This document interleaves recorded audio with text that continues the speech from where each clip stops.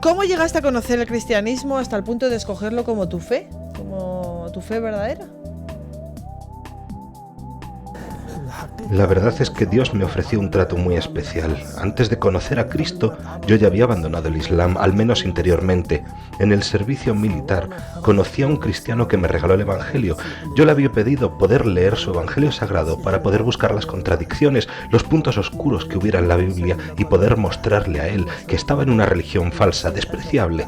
Mi intención era leer el Evangelio para introducirlo en el Islam después. Para mi sorpresa, antes de regalarme los Evangelios, me pidió que yo leyera el Corán, reflexionando sobre lo que leía. Después de haber leído el Corán, estuve casi 5 meses consultando mis dudas con un ayatolá, es decir, con un maestro del Islam. Al final llegué a la conclusión de que ese libro no podía ser un libro de Dios. Porque el Corán ordena matar a todos los musulmanes que se convierten al cristianismo. Nosotros cuando acogemos a Cristo recibimos todo el valor del mundo porque Jesús nos dijo: no temáis a los que pueden matar el cuerpo, pero no pueden matar el alma, por eso no tengo miedo. Hoy tampoco tengo miedo a que me maten, no temo a la muerte. ¿Nos podrías contar un poco de ti? ¿De dónde eres? ¿Cómo te llamas? Mi nombre de bautismo es Agustinus y soy de Turquía, de Estambul. Mi familia no era fuerte en su fe. Mi padre es musulmán practicante. Cuando era muy joven, les pregunté algunas cosas a los imanes y no recibí respuestas satisfactorias. Por eso nunca fui un musulmán practicante. Siempre he estado buscando y no conseguía encontrar las respuestas en el Islam. Durante la adolescencia fui una especie de ateo, lo cual es normal cuando no practicas ninguna religión. Para los exámenes, mientras me preparaba para los exámenes de selectividad, quería acercarme más a Dios para poder pedirle ayuda en los exámenes y así aprobar. Por eso empecé a rezar, a leer el Corán y a frecuentar la mezquita. Tenía algunas preguntas. Al principio, unas dudas sobre ciertas secciones del Corán con un hadiz del profeta. Y por eso fue muy difícil para mí aceptar estas preguntas porque el Corán es un libro sagrado. No podía dar crédito a estas preguntas.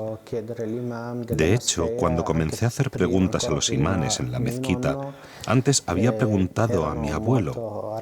Ellos estaban muy enfadados e inquietos porque no se puede poner en duda un libro sagrado como el Corán. Me dije, seguro que todos ellos se han equivocado, pero la religión es correcta. Yo estaba convencido todavía que el Islam era la religión correcta.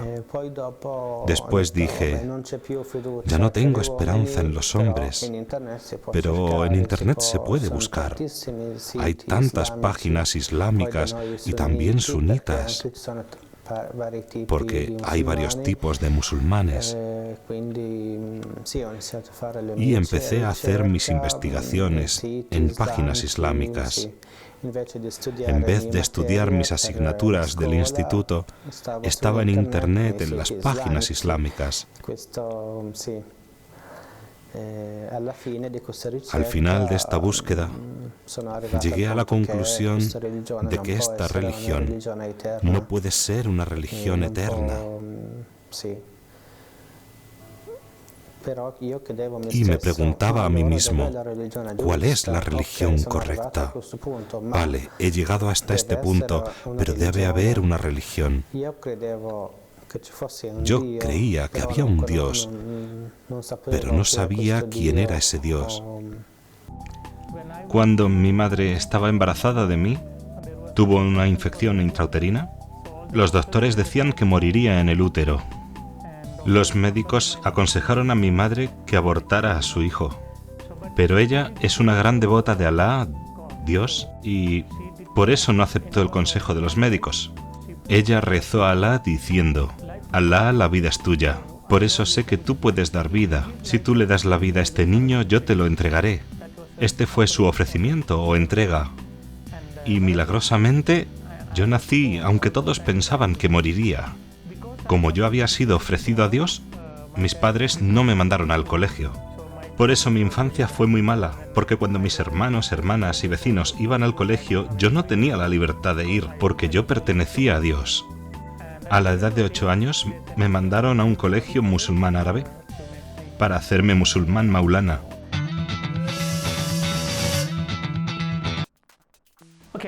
Sí, bueno, mientras trabajaba en una mezquita como imán, sería como un párroco. Prediqué una vez que Jesucristo no era Dios. Para mí, Dios era solo Alá. Y creía que Alá nunca se casó, por tanto no tuvo hijos. Entonces, prediqué que Jesús no era Dios. Y alguien de la asamblea me preguntó, ¿quién es Jesús? Quizás un musulmán, pero me preguntó quién era Jesús. Yo predicaba no es Dios, pero la pregunta es ¿quién es? Para enterarme bien de quién era, leí de nuevo el Corán entero, 114 capítulos, 6.666 palabras. Cuando lo leí, encontré el nombre del profeta Mahoma 4 veces, pero el nombre de Jesús lo encontré 25 veces. Eso ya me confundía. ¿Por qué da el Corán más referencia a Jesús que a Mahoma? Y la segunda cosa era que no veía el nombre de ninguna mujer en el Corán, ni el de la madre de Mahoma, ni su esposa ni hijas. No, ninguno. En el Corán el único nombre de mujer que sale es el de Mariam, la madre de Jesús. Y en el Santo Corán, el capítulo 3 se titula La familia de Mariam. Y el capítulo 19 del Santo Corán se titula Mariam. Claro, yo no decía que Jesús era Dios, pero pensé, es un profeta, pero es un profeta mayor que Mahoma. Así que un día fui al Instituto Árabe donde estuve 10 años y le pregunté al profesor, ¿cómo creó Dios al universo? Y él dijo, Dios creó el universo a través de la palabra. A través de la palabra. Y mi pregunta siguiente fue, ¿la palabra es creador o creación? Yo tenía que saber si la palabra de Dios era creador o creación. El Corán dice que Jesús es la palabra de Dios. Si mi profesor decía que la palabra de Dios es creador, significaba que Jesús es creador, y en ese caso los musulmanes deben hacerse cristianos. Pero si el profesor decía que la palabra es creación, yo estaba atrapado. ¿Sabes por qué? Él había dicho que todo fue creado a través de la palabra. Si la palabra es creación, ¿cómo la palabra pudo crearla la palabra? Madre mía. Entonces, no podía decir que la palabra es creador y tampoco que la palabra es creación. Así que se enfadó, me empujó fuera del aula y dijo, la palabra no es creador ni creación, ¡lárgate! Cuando tenía 14 años, tuve una enfermedad pulmonar. Durante 7 minutos me quedé sin respiración y tuve algo como una experiencia de la proximidad de la muerte. No vi la luz al final del túnel o algo por el estilo. Pero cuando me desperté y todo había pasado, pensé que la muerte es algo muy cercano, que siempre está allí, puede morir en cualquier momento, así que tengo que encontrar el sentido de mi vida. ¿Qué pasará conmigo después de la muerte? Si es que pasará algo. Si no va a pasar nada, tengo que aprovechar esta vida muy bien. Entonces tuve un sueño. En ese sueño vi a un sacerdote bautizándome y cuando salía del agua vi a Jesús en el cielo. Juré seguirle y hacer lo que él me dijera durante toda mi vida. Cuando me desperté, no podía olvidar este sueño, como suele pasar con los sueños normales, y tampoco podía sacudirme la sensación que produjo en mí. Le dije a mi mujer, que en aquella época era mi novia, que volvería a buscar otra vez en el cristianismo, porque había leído algunas partes de la Biblia. La primera cosa que hice fue realmente, no leí la Biblia otra vez, sino que me puse en contacto con los cristianos por internet. Pero en aquella época, los primeros que te encontrabas en internet o en cualquier otro sitio eran los protestantes. Empecé a venir a su culto y durante 3 meses recibí de ellos clases. Lo gracioso es que en esa época de dudas sobre el protestantismo, me acordé de quién era el que me bautizaba en mi sueño. Y es que era un sacerdote católico. Me pregunté por qué no fui allí desde el principio. Y así es como aparecí en la puerta de la Iglesia Católica.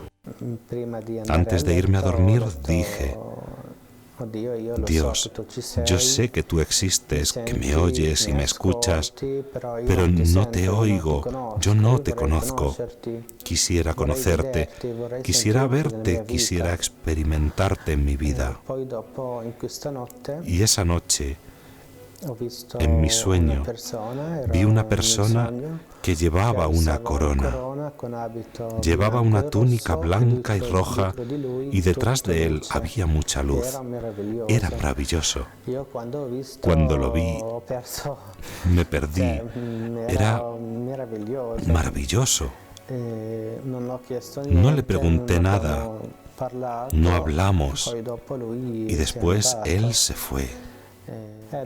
Después de 3 meses, habían pasado ya 3 meses, obviamente no perdí la esperanza de conocer quién era esa persona, pero ya habían pasado 3 meses. Yo seguía con los estudios y un día, mientras estaba en las redes sociales, mirando las noticias, fotos, mientras navegaba, vi una persona que era la misma que yo había visto hacía 3 meses. Era la misma figura que estaba en esa imagen. Enseguida escribí un mensaje a la señora que había publicado esta foto, esa imagen, preguntándole qué representaba la imagen. Ella me dijo: eso es Jesucristo. Me explicó todo lo de la salvación. Después, poco a poco, empecé a leer la Biblia, a hacer unas búsquedas sobre la vida cristiana, sobre el cristianismo. Cuando te convertiste tú, ¿cómo reaccionó tu familia? Le dije a mi padre que ahora creía en Jesús y le aceptaba como mi Señor y Dios. Cuando estaba haciendo el servicio militar fue. Me pareció un buen momento porque así no reaccionaría con agresividad. En cualquier caso, respondió como esperaba. Me dijo que no era nadie para interponerse entre Dios y yo, porque eso era algo personal. Pero estaban muy preocupados por mí, porque podría llegar a ser muy peligroso. Turquía no es como los otros estados islámicos, pero aún así puede ser peligroso, porque nunca sabes qué podrá pasar. ¿Y sabes qué hice yo al final? Cogí mi Corán, lo apreté contra mi pecho y dije: Alá, dime qué debo hacer, porque tu Corán dice que Jesús vive aún y Mahoma no vive. Dime tú a quién debo aceptar. Después de esta oración abrí el Corán. No pregunté a nadie, solo a mi Alá. Cuando abrí el Corán por el capítulo 10, versículo 94. ¿Y sabes qué dice? El Corán dice: si tienes duda de este Corán que te doy, ve y lee la Biblia, o pregunta a los que leen la Biblia. La verdad te lo está revelando. Así que si me preguntas quién me hizo cristiano, no fueron los sacerdotes, ni las monjas, ni obispos, un cardenal, ni siquiera el Papa, sino el Santo Corán que me convirtió al cristianismo. Después de ver esto, decidí estudiar la Biblia y fui a un centro de retiros que se llama Divine Retreat Center, está en la India. Así que me buscaron por todas partes, pusieron un anuncio en varios periódicos y en la televisión y por fin me encontraron en un centro de retiros católico. Y cuando mi padre se presentó allí, la verdad que fue horrible. Me dio una paliza tremenda, me sangraba la nariz, perdí el conocimiento y me llevó a casa. No sé cómo me llevó a casa porque estaba inconsciente, pero consiguió llevarme. Cuando recobré el conocimiento estaba en una habitación pequeña, sin ropa, estaba completamente desnudo y mis manos y mis pies estaban atados fuertemente con cadenas. Ni siquiera podía hablar porque me habían echado chile en polvo en la boca, en los ojos, en la nariz. Y en cada herida que encontraron en mi cuerpo también habían echado allí, para que me quemase. Y después de tanto tantos días sin comer ni beber, se me encogió el estómago y mi cuerpo Me quedé tan débil como un recién nacido. Finalmente perdí hasta la memoria. No podía pensar por falta de comida ni agua y seguía así como un muerto. No sé cuántos días estuve en esa habitación, pero más de 20. Un día vino mi padre, me quitó las cadenas mientras dormía. Me agarró del cuello muy fuerte para averiguar si estaba vivo. Me agarró con tanta fuerza que no podía ni respirar. Cuando abrí los ojos vi un gran cuchillo que tenía en la mano. Mi padre me dijo: es tu última oportunidad, no hay esperanza. Si eliges a Alá, te dejaré con vida. Si eliges a Jesús, te mataré. Si yo creo en Jesús y muero, yo también recobraré la vida. Una alegría me entró. Es mejor morir con Jesús. Cuando lo decidí, de repente cayó en mi frente algo, como un rayo de luna. Sentí caer algo encima de mi cabeza. Un tipo de, carga eléctrica. Y algo corrió por mis venas. Me entró una energía, no sé de dónde, que fluyó por todo mi cuerpo y no me podía controlar por la cantidad de energía en mis huesos. Aparté la mano de mi padre y grité: ¡Jesús! Como te puedes imaginar, para mi familia eso fue una catástrofe. Lo más importante para ellos era evitar el escándalo, el desprecio familiar. Cuando se enteraron, me metieron atado en el maletero de un coche y me condujeron así atravesando más de 200 kilómetros por el desierto para matarme. El ayatolá dio una fatwa, una condena a muerte para matarme. Les dijo a mis padres y a mis hermanos: matadle y Alá os premiará. Pero gracias a Dios no me mataron. Escogieron encarcelarme en una prisión y torturarme, pensando que así iba a cambiar de opinión y revelar el nombre del cristiano que me había dado la Biblia, los sacerdotes con los que hablaba y la iglesia a la que iba. Querían esa información para poder destruir la iglesia y matar a los sacerdotes. Esperaban que después volviera con ellos a casa y volviera a ser un musulmán como ellos querían. Pero no fue así. Mi familia. Sí. Un día, mientras me ponía en contacto con la señora que me había hecho conocer a Jesús, él, por la fuerza, llamó también a mis hermanos. Me quitaron y leyeron toda la conversación desde el principio.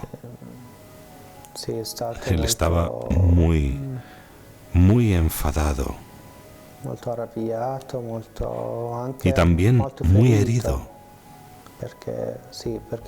porque para él era una deshonra, una tragedia.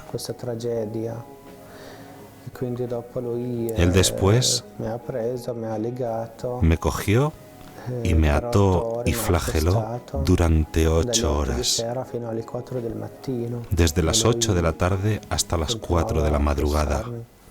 Me acordaba de todo el Vía Crucis, todos los momentos en los cuales Jesús había sufrido. Me acordaba, era como si yo caminase con Él, junto con Él. Estaba incluso un poco sonriente. Mi padre, mientras me azotaba, me decía: yo te estoy azotando, no debes sonreír. Pero él no entendía este amor, él no entendía esta relación con Jesús. Salí de la habitación, cogí la ropa de mi padre y después salí corriendo a la parada de taxi para coger un taxi. Fui a Portay y aquel día entendí que mi Jesús está vivo hasta ahora. Cuando le llamé en mi necesidad, me salvó. Eso quiere decir que Él está presente aquí mientras yo os hablo. Tengo la certeza de que Él está presente aquí. Así es mi vida. Sé que está presente en todo lugar porque ya han pasado 18 años desde mi conversión. Jamás pensé que los musulmanes me dejarían vivir 18 años. Tu bautismo llegó ya en el exilio, en Jordania, tengo entendido. ¿Qué recuerdas de ese día? La verdad que es muy difícil describir cómo fue ese día. Siempre digo que yo sentía que no estaba caminando, sino que estaba volando. Los que hemos recibido el bautismo ya de adultos es algo muy distinto de los que lo han recibido de pequeños. Yo tenía unas ganas tremendas de salir a la calle y gritar a todo el mundo que ya por fin soy cristiano. Pero como recibí el bautismo en Jordania, que también es un país musulmán, no podía gritarlo. Era un deseo que tenía y me lo han negado. La verdad es que mi consuelo es vivir con Cristo. Él es quien nos da la fuerza y nos lo da todo. De hecho, yo me considero una persona normal, muy normal. Seguramente tú misma eres más fuerte que yo. No soy un héroe con superpoderes ni nada de eso. Soy una persona normal, más débil que tú, pero yo conozco al Señor, sé quién es y sé que Él cuida de mí. Él me da la fuerza para poder dar testimonio de Él. Soy consciente de que hay mucha gente a la que no le va a gustar lo que digo, pero lo tengo que decir. Jesús nos dijo, la verdad os hará libres, y yo tengo que decir la verdad. Para el bautismo no fue fácil, porque no era fácil para el sacerdote bautizarme. Yo conocía a casi todos los sacerdotes de la ciudad, pero hay el miedo a la ley, porque no se puede. Un sacerdote no puede bautizar a un musulmán porque está prohibido por las leyes del país bautizarme. Al final, un día, un sacerdote me escribió un mensaje en Facebook.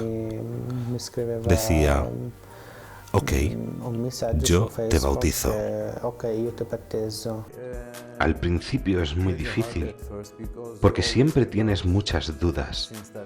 Es cierto, tienes el sueño y todo parece ir bien, pero ¿y si es un simple sueño y te equivocas otra vez y estás dejando atrás muchas cosas de este mundo? Cuando tienes fe, es fácil dejar atrás el mundo, pero cuando tienes dudas, no es tan fácil.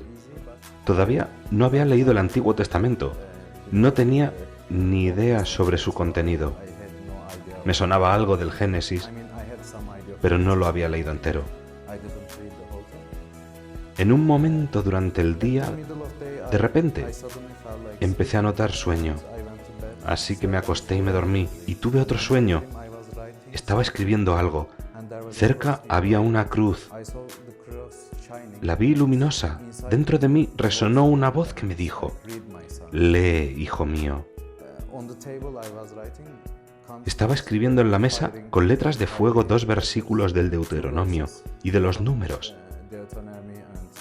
Me desperté y le dije a mi mujer que por favor trajese la Biblia. Busqué los versículos. Ahora mismo no me acuerdo de los números exactos. Uno era, hablaré a mis profetas en sueños. Para asegurarme que no pensase que era una coincidencia, el otro era, sígueme, sigue a tu Señor. Pues vale. Después de esto, ya no tenía ninguna duda. Ahora tengo mucho trabajo profundizando en el tesoro de la fe católica, porque tengo que decir esta verdad a otros. Jesús lo es todo para mí. Yo no solo le quiero, yo le adoro. Y estoy seguro de que Él me quiere muchísimo. La Virgen es el regalo de Dios para toda la humanidad. Estoy convencido de que tu vida no puede funcionar sin Jesús presente en ella, como tu Señor, tu amigo, tu Dios, tu todo realmente. Así es como yo lo veo. Tenéis aquí la libertad, no solo para ir a la iglesia, sino también para la adoración. Es realmente triste ir a la iglesia para hacer una hora de adoración y encontrar 1, 2, 3 personas. ¿Cuántos habitantes hay en esta zona? ¿1000? Solo 2 o 3 personas. Es una cosa. También la misa. Yo quisiera decir, tenéis esta oportunidad, aprovechadlo, mañana no la tendréis. Cuando venga el Señor, no. Le pregunté al Señor, ¿qué es el mensaje para Europa, especialmente para España? Y recibí un mensaje, Apocalipsis capítulo 2, versículos 2 al 4. Dios mismo dice, conozco el duro trabajo que has hecho por mí. Dios lo dice a España. España ha trabajado muy duramente por Jesús, por el nombre de Jesús. Y yo sé cuánto has sufrido por mi causa. Has pasado por mucho sufrimiento por Jesús. Y yo sé que no puedes tolerar a los falsos profetas. España ha luchado mucho contra falsos profetas durante muchos años, pero luego Dios dice, ahora tengo algo contra ti. Has perdido tu primer amor. Has perdido tu primer amor. Recupera ese amor. Entonces, para Europa, Dios dice solo una cosa. Recupera ese amor. Como eran tus antepasados, volved a ser como ellos. Y todos rezaremos por eso, y todos trabajaremos para conseguirlo. Esa es mi ambición. Es por lo que estoy aquí. No es que yo quiera venir aquí, Dios me envía a Europa. Pues amigos, aquí dejamos este valiente testimonio de un cristiano perseguido, de un cristiano que se lo han hecho pasar mal por abrazar la fe verdadera. ¿Merece la pena? Pues claro que sí, merece la pena. Los que no lo conocéis todavía no sabéis lo que es, pero los que ya lo conocéis veis las grandes recompensas que da ser cristiano católico. Gracias por estar ahí.